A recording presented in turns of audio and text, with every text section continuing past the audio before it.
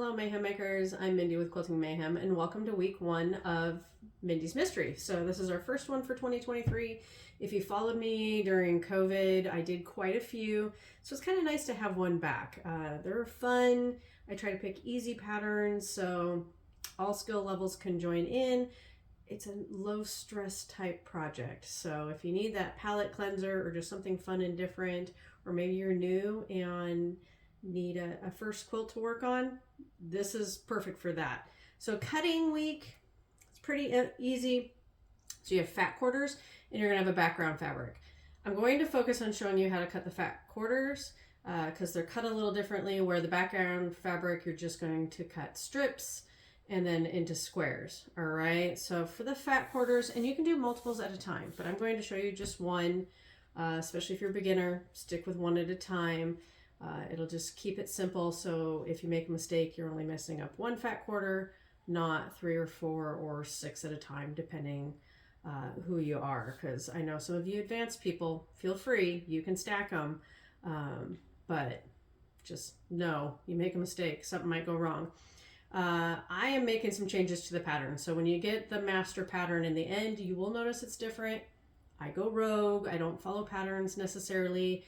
I try to make it easier, especially with the cutting. So what we're going to do is start with trimming aside. I'm going to cut a 10-inch strip across the fat quarter and then a 5-inch strip, because I also like to work in strips. I don't like funky squares and things out of my fabric. I don't like it looking like puzzle pieces when we're talking just straight quilting. All right. So in the end, from each fat quarter, you're going to need 1 9-inch square and 8 5-inch squares. I've also adjusted the measurement from what the pattern gives because I also like to give you room to trim versus hoping that everything just comes out in the sewing and comes dead on, because a lot of times that ends up being not quite enough. So if you go and you compare to the pattern later on, this is why. So I'm just going to clean up one side and have that to start with. And because we're working in a longer piece of fabric, I'm just going to line up that clean edge and measure 10 across for my 10 inches. All right. And then I can pull that aside and I can do another 5-inch. And then this piece is just scrap. Do with it as you wish for your scraps. Mine all go to the store. I don't do a lot of scrappy quilts. I don't have a lot of time, so mine go into the lovely scrap bin where they happily go to new homes. So I just cleaned up that edge so we can start out kind of square. My first one I'm going to cut is the 9-inch. So what I'm going to do here is I have it straight on this line, and I'm going to line it up here on this line because this happens to be an 8.5-inch ruler, not a 9. So then I'm going to measure 9 inches this way.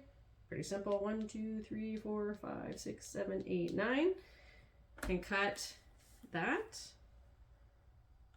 And so unfortunately this is going to be 9 by 10 because this is 10 inches wide, so I have to flip it and trim it again.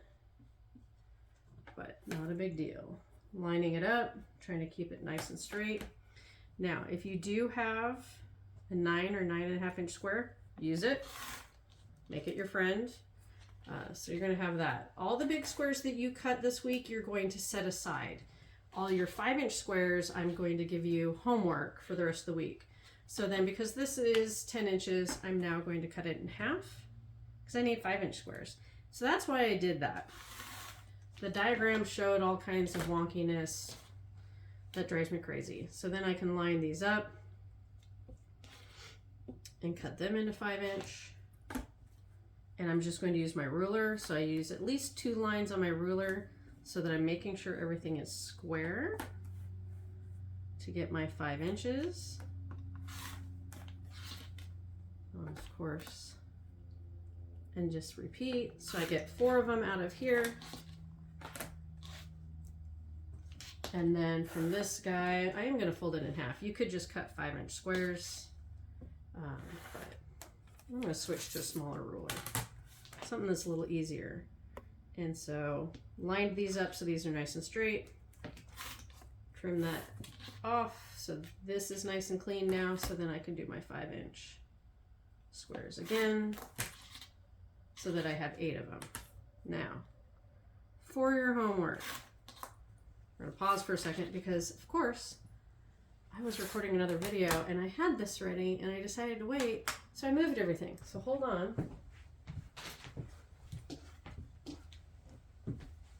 All right, presto changeo, we're back. So you're gonna have all these stacks, 5-inch squares. Big squares, set it aside. All right, so what I want you to do is take your 5-inch squares, pair them up, all right? However you want. Make sure they have contrast. So do not take 2 black fabrics, put them together. It will not work out in your block. So you need some sort of contrast so that when you start to make the blocks for this quilt, you will be able to tell the difference. They won't turn all mushy or muddy together. So just pick 2, you can play around. And like this is an okay combo because this is still darker and this is lighter. So this is okay, but don't go too close. Like this, this starts to push a boundary between being able to tell the difference because they are going to get partnered together and sewn together in the blocks. So, and then I could be using this with this guy or that guy, however you want to do it. But just start taking your piles of all your 5-inch squares, keep all 8 of them together, and then partner them, okay? So that's all you have to do. So depending on the size of quilt will depend on how many paired up sets that you end up with in the end. But pretty simple, all right? That's your homework. Cut your fat quarters, cut your background, put your big 9-inch squares aside. We're not gonna play with them for the next couple weeks. Just get your 5-inch squares out because next week when we start sewing, this is what you're going to focus on, all right? If you have questions, reach out, message in the group, message me privately through Facebook, call the shop, come see me at the shop, whatever works. If you have questions, if you're concerned about your fabrics or whatever's going on, reach out, ask questions. That's what we're here for. But this will be just about a 4-week sew along. I like to keep them simple. I don't like to draw it out. We all have lives and other things that we're trying to do. So week 1, cutting, plain and simple. Next week, we'll start putting blocks together, or pieces of it. Not quite blocks. Pieces and parts is what we're going to start doing. All right, so that's your hint for next week. That's all you get. Otherwise, I hope you have a fabulous day and keep on stitching.